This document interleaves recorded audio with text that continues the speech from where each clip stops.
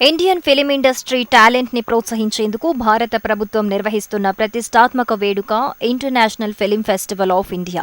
గత 50 ఏళ్లుగా ఈ ఫెస్టివల్ ని ఘనంగా నిర్వహిస్తోంది భారత ప్రభుత్వం. దీనికోసం ఇటీవల గోవాని శాశ్వత వేదికగా ప్రకటించింది. 53వ ఫిలిం ఫెస్టివల్ నవంబర్ 20 నుంచి 28 వరకు 9 రోజుల పాటు వైభవంగా నిర్వహించనున్నారు. 354 భారతీయ చిత్రాలు ప్రదర్శనకు అర్హత సాధించాయి. వీటితో పాటు అంతర్జాతీయ చిత్రాలు కూడా అలరించనున్నాయి. ఘన విజయం సాధించిన సంచలన హిందీ చిత్రం కాశ్మీరీ ఫైల్స్ పోటీలో పాల్గొంటోంది. 5 తెలుగు చిత్రాలు ఈ పోటీకి ఎంపికైనట్లు ఐఎఫ్ఎఫ్ఐ అధికారికంగా ప్రకటించింది. రామ్ చరణ్, ఎన్టీఆర్లతో రాజమౌళి రూపొందించిన ప్రతిష్టాత్మక మల్టీ స్టారర్ RRR ఎంపికైంది. మేజర్ సందీప్, ఉన్ని కృష్ణన్ జీవిత కథ ఆధారంగా తెరకెక్కిన మేజర్ చిత్రం కూడా ఎంపికైంది.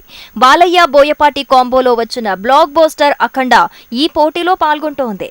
బండి అనే విలక్షణ చిత్రం ఎంపికైంది. ఖుదీరాంబోస్ లాంటి విలక్షణ చిత్రం కూడా ఈ పోటీకి ఎంపికవటం విశేషం. తుది ఫలితాలలో తెలుగు చిత్రాలు ప్రతిష్టాత్మక బహుమతులను గెలుపొందుతాయనే ధీమాని వ్యక్తం చేస్తున్నారు సినీ విశ్లేషకులు.